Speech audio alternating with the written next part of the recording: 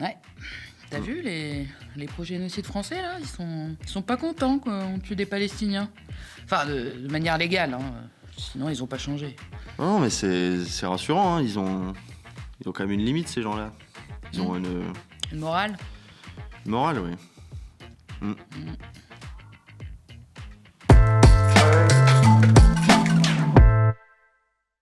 Bonjour et bienvenue dans le récap. Nous sommes le mardi 31 mars et Israël vient d'adopter en première lecture une loi pour pendre les Palestiniens et seulement eux.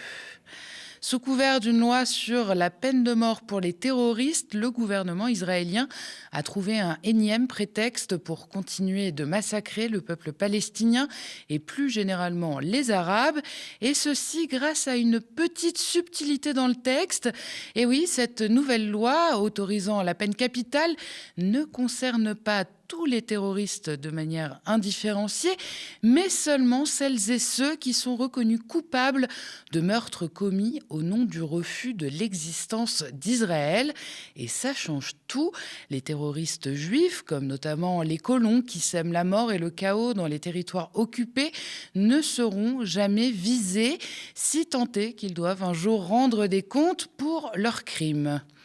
D'ailleurs, précisons que la définition du terrorisme est très large en Israël, intégrant le nationalisme palestinien et le combat contre l'occupation, quelles que soient ses formes d'action.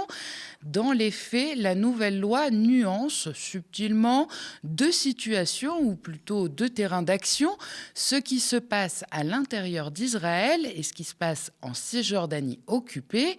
En Israël, il faut cocher deux cases, tuer volontairement et avec une intention politique très ciblée, à savoir l'intention de nier l'existence de l'État d'Israël.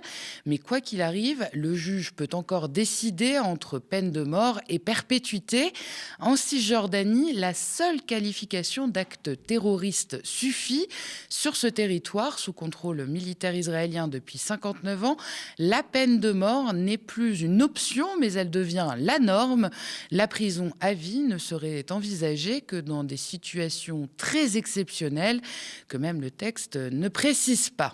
En Cisjordanie, dans les tribunaux militaires, les garde-fous volent donc en éclats et la peine de mort devient quasi systématique dans un système judiciaire que les avocats et les ONG contestent déjà depuis des années.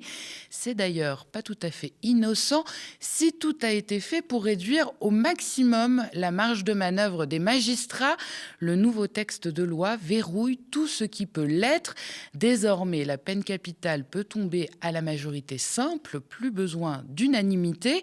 Une fois la sentence prononcée, le compte à rebours s'enclenche pour les prisonniers. Exécution par pendaison sous 90 jours, un délai que seul le Premier ministre peut renouveler et une seule fois. Pour les Palestiniens de Gaza, soupçonnés d'avoir participé à l'attaque du 7 octobre 2023, un tribunal spécial pourrait même être instauré, avec là aussi la possibilité d'appliquer la peine de mort. À ce jour, la discussion est toujours en cours. Cette loi est sans surprise une nouvelle atrocité signée par l'extrême droite israélienne, une opportunité historique pour reprendre les mots du ministre de la Sécurité nationale, Itamar Ben-Gvir, figure de proue de l'extrême droite religieuse et promoteur depuis des années d'un discours et d'une politique ouvertement raciste. Il n'a d'ailleurs pas caché sa satisfaction lors de l'adoption de la loi en première lecture ce lundi par 62 voix contre 48. השר, על מה כל החגיגה? מוות למחבלים עבר היום, חוק מוות למחבלים, היסטוריה, היסטוריה. בעזרת השם בקרוב, אחד אחד להוציא להורג, כל אלה שטבחו ורצחו ושרפו, לחיים, לחיי עם ישראל. Lors de la dernière réunion en commission, le 25 mars dernier, le ministre de la Sécurité nationale s'était d'ailleurs réjoui de l'avancement du texte en parlant d'une période de grand succès. Je le cite, « La loi sur la peine de mort pour les terroristes est la loi la plus importante que la Knesset ait adoptée ces dernières années et elle vise à protéger nos enfants », avait-il souligné, ajoutant « Avec l'aide de Dieu, nous appliquerons pleinement cette loi et nous tuerons sont nos ennemis. Un député, également promoteur de cette loi raciste et discriminante, avait ajouté que cette loi est typiquement juive et morale. D'ailleurs, tout au long de la procédure parlementaire, les députés de l'extrême droite religieuse israélienne ont multiplié les discours de vengeance et justifié la loi en comparant les Palestiniens aux nazis. Fin novembre 2023, l'un d'entre eux, également président de la Commission de la sécurité nationale, était allé jusqu'à déclarer, je cite, « L'État d'Israël n'a appliqué la peine de mort qu'une seule fois dans le cas du nazi Adolf Eichmann. Je vous le dis, chacun de ces terroristes est un Eichmann sans exception. Ils devraient tous être exécutés. Nous n'avons pas à contenir ces monstres. » Alors, depuis l'exécution d'Adolf Eichmann en 1962, Israël avait abandonné la peine de mort judiciaire, sans toutefois jamais renoncer aux exécutions extrajudiciaires. La Cour suprême devra trancher pour savoir si cette loi respecte vraiment les lois fondamentales du pays, ce qui pourrait être qualifié d'une constitution.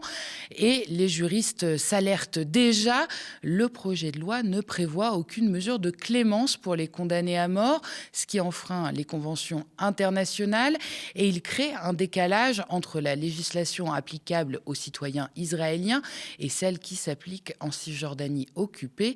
L'Association pour les droits civils en Israël, l'ACRI, rappelle que le Parlement israélien n'a aucune compétence pour légiférer en ce qui concerne la Cisjordanie, un territoire palestinien occupé depuis 1967, sur lequel Israël n'exerce donc aucune souveraineté.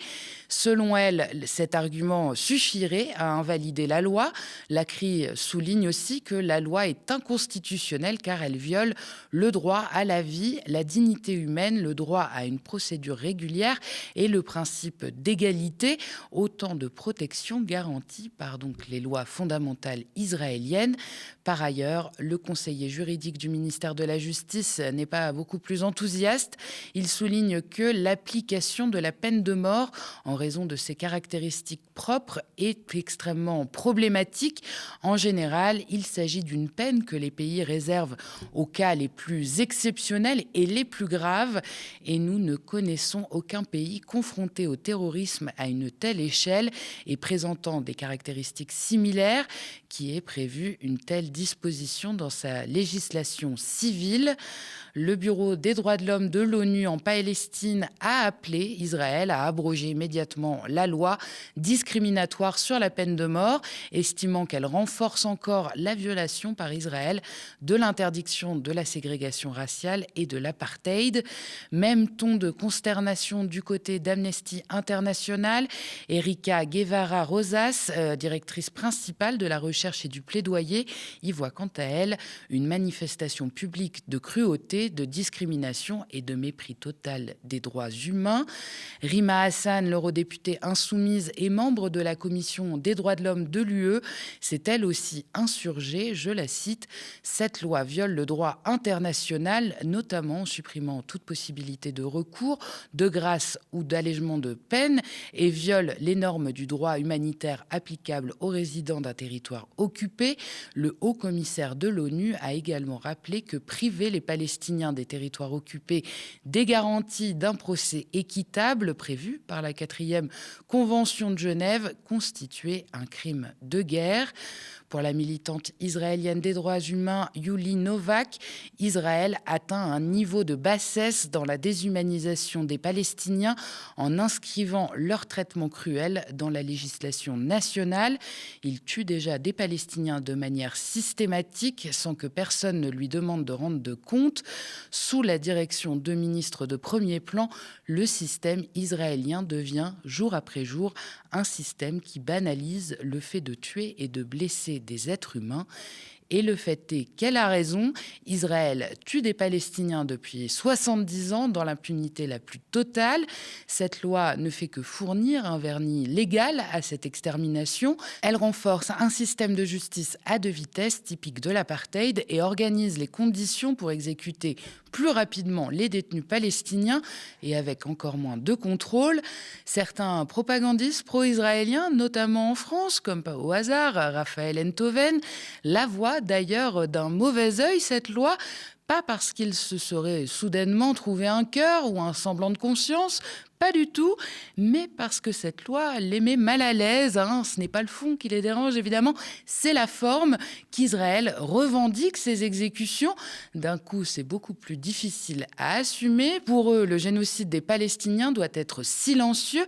Les meurtres doivent avoir lieu derrière les murs épais des prisons ou sous couvert d'une fausse guerre, mais ils ne doivent pas être assumés aussi ouvertement par l'État. Et puis il y a les exécutions, on le dit, de Palestiniens, mais aussi tout un système de torture et de déshumanisation au sein même des geôles israéliennes. Là-bas, les Palestiniens sont dépouillés de tout ce qui les fait ressembler à des êtres humains. C'est ce qui ressort du dernier rapport de Francesca Albanese, la rapporteure spéciale de l'ONU pour les territoires occupés palestiniens.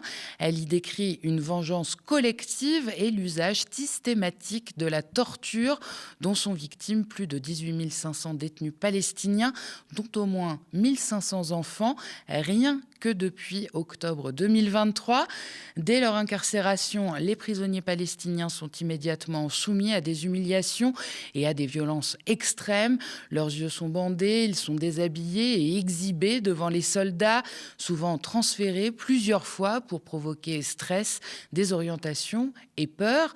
Beaucoup sont détenus en plein air, privés de couverture et de vêtements, entassés dans des cages à singes ou des espaces exigus, parfois souterrains, exposés au manque de sommeil et à la famine, jusqu'à devenir des squelettes ambulants, pointe le rapport. Les violences sexuelles sont aussi massives et ciblent notamment les enfants, les femmes et les hommes. Les soldats israéliens commettent des viols, y compris collectifs, souvent à l'aide d'objets comme des barres de fer, des matraques ou encore des détecteurs de métaux. Des chocs électriques sont infligés sur les parties intimes et génitales des détenus. Les femmes et les filles sont également forcées d'enlever leur voile devant des hommes. Les séances de torture durent des heures, parfois même des jours, et s'accompagnent de menaces de mort contre les familles des prisonniers. D'après le rapport, dont les conclusions sont étayées par les travaux d'ONG, les Nations Unies, et appuyées par la Cour pénale internationale, au moins 84 Palestiniens ont été tués en détention depuis octobre 2023. Mais en réalité, ce bilan est très probablement sous-estimé en raison du grand nombre de portés disparus. À ce jour, au moins 4000 Palestiniens ont été victimes de disparitions forcées.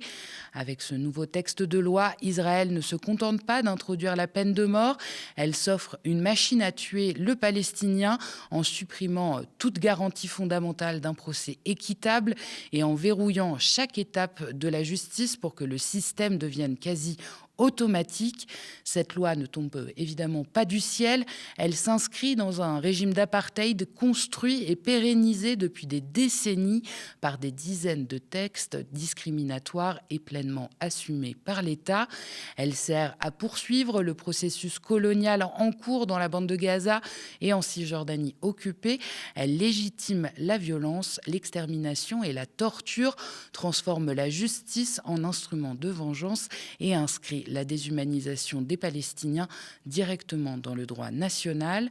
Pendant ce temps, le monde continue souvent d'applaudir ou au mieux de détourner le regard, laissant les milliers de Palestiniens disparus, torturés ou exécutés sans qu'Israël n'ait à rendre le moindre compte. L'impunité totale dont bénéficie Israël donne carte blanche à un gouvernement de bourreaux, ivre de violence et de haine, pendant que tout un peuple, celui de Palestine, est livré au génocide. Et on fait une petite pause avant de continuer avec le reste de l'actualité. Si vous aimez le récap et que vous avez envie qu'on discute ensemble, de connaître les coulisses de l'émission ou même de choisir et de proposer des sujets, je vous attends sur le canal de discussion Instagram. Le lien pour le rejoindre est dans la barre d'infos. Et d'ailleurs, vous le savez, sans vous, pas de récap, mais pas de médias non plus. Depuis plus de 8 ans, notre chaîne télé tient bon en indé dans un paysage audiovisuel toujours plus concentré et réactionnaire. Chaque jour, nos plus de 25 travailleurs et travailleuses mènent courageusement la bataille de l'info. Mais pour continuer, nous avons besoin de vous, notre antenne, notre histoire. Et c'est vous qui la faites vivre. Alors aidez-nous à continuer à vous informer. Abonnez-vous aux médias ou faites un don défiscalisé. Toutes les infos sont sur notre site internet. Et vous le savez, depuis quelques temps, grande nouvelle, en plus de Free, Molotov, YouTube et notre site, retrouvez tous les programmes du média sur la télé d'Orange, canal 235. Donald Trump est en colère contre la France. Le président américain s'est plaint sur son réseau social. Pour lui, la France a été, je cite, très peu coopérative, en majuscule, dans la guerre contre l'Iran. Il est tellement énervé donc qu'il en écrit en lettres capitales. Son problème, c'est que la France a interdit le survol de son territoire aux avions chargés de matériel militaire à destination d'Israël. Et ça, les États-Unis s'en souviendront, toujours en majuscule. Pour l'instant, la France n'a fait aucune déclaration officielle en ce sens, contrairement à l'Espagne. Hier, le pays a annoncé interdire aux États-Unis d'utiliser son espace aérien pour des actions liées à la guerre en Iran. Un mois donc après avoir interdit l'utilisation de ses bases militaires, le gouvernement espagnol a rappelé avoir décidé, je cite, de ne pas participer ni contribuer à une guerre déclenchée unilatéralement et en violation du droit international. Bref, encore une fois, l'Espagne sauve un peu l'honneur de l'Europe en étant la seule à s'exprimer aussi clairement contre la guerre. 63 heures de travail par semaine pour 1 480 € bruts, des accidents de la route, des douleurs musculaires, des discriminations. C'est le lot quotidien des livreurs à vélo en France. C'est ce que révèle une étude menée par Médecins du Monde et d'autres acteurs du monde associatif ce mardi. Ils ont interrogé plus de 1000 livreurs Uber, Deliveroo à Paris et Bordeaux début 2025. Et comme on pouvait s'en douter, les chiffres sont alarmants. Plus de 6 livreurs sur 10 déclarent avoir déjà subi des discriminations de la part des clients ou de restaurateurs, souvent à cause de leur couleur de peau. 6 sur 10 rapportent des agressions verbales et même physiques pour un quart des livreurs. Parmi eux, 98% sont des personnes immigrées, nées à l'étranger et résidant en France. La plupart n'ont pas de titre de séjour et doivent louer un compte à une autre personne. Elles sont dans une situation de précarité extrême avec un salaire de 6 € bruts de l'heure. Et évidemment, tout ça a des conséquences sur leur santé physique et mentale, du stress, de l'épuisement, des symptômes dépressifs, des douleurs au dos, aux genoux, aux poignets. La moitié des livreurs déclarent même avoir eu au moins un accident à vélo le mois précédant l'étude. Les personnels enseignants étaient en grève aujourd'hui pour protester contre, je cite, le saccage de l'école publique. Ils dénoncent notamment la baisse du budget et des suppressions de postes annoncées pour la rentrée 2026, jusqu'à 4000 postes en moins dans l'enseignement public. Le mouvement a été suivi dans toute la France, en particulier à Paris. Mon collègue Andrei Manivit était sur place. On écoute les témoignages des enseignants. On est sur une des années les plus éprouvantes parce qu'on manque cruellement de moyens financiers, moyens humains, moyens physiques. On n'a même plus assez de salles de classe pour enseigner. Donc voilà, c'est un surplus. On nous en demande toujours plus avec moins de moyens. Les conséquences, c'est une fatigue physique. On est vraiment éprouvé physiquement, mentalement. On a, en plus de nos élèves, au sein de nos classes, l'inclusion, donc des élèves en situation de handicap, sans AESH, donc qui en fait nous sollicitent, qui nous monopolisent. Donc en fait, on est seulement avec eux et on ne peut plus du tout s'occuper du reste de nos élèves. Voilà. Donc on est seul. Comme vous le voyez, il y a beaucoup de monde parce qu'on a de grandes craintes de suppression de postes. Vous avez vu au niveau national, on parle de 4000 postes supprimés. Et nous, dans le 92, on en a aussi beaucoup. Voilà. Et donc dans certaines écoles, la particularité de la nôtre, par exemple, c'est qu'on a une grande augmentation des effectifs, ce qui fait qu'on attend beaucoup d'ouvertures. Pour l'instant, on n'en a qu'une seule et il nous en faudrait au moins 3. Des ouvertures de classe ? Des ouvertures de classe, voilà. Donc, alors que dans d'autres écoles, il y a des suppressions de classes. Donc c'est une crainte alors que ça devrait être une chance pour pouvoir justement alléger les effectifs par classe, de profiter de cette baisse démographique pour mettre le paquet vraiment sur l'éducation et offrir de réelles conditions d'apprentissage pour les élèves. Les enseignants réclament donc un budget suffisant et l'annulation des suppressions de postes. Ils demandent aussi le recrutement de nouveaux personnels, parmi lesquels les CPE et les AESH. Merci d'avoir regardé cette nouvelle édition du Récap. N'hésitez pas à nous laisser vos impressions en commentaire si vous nous regardez sur YouTube ou via email si vous nous regardez à la télé. Pour nous soutenir, n'oubliez pas de vous abonner aux médias ou de faire un don défiscalisable sur notre site internet. Vous pouvez aussi, et ça ne coûte rien, parler de nous autour de vous et nous suivre et nous partager sur les réseaux sociaux. Ça fait beaucoup. Pour retrouver l'ensemble de nos programmes, rendez-vous sur Free, canal 165, sur Orange, canal 235, sur Molotov, sur notre site ainsi que sur nos chaînes YouTube, Le Média et Le Média 24/7. Merci, très bonne soirée sur Le Média.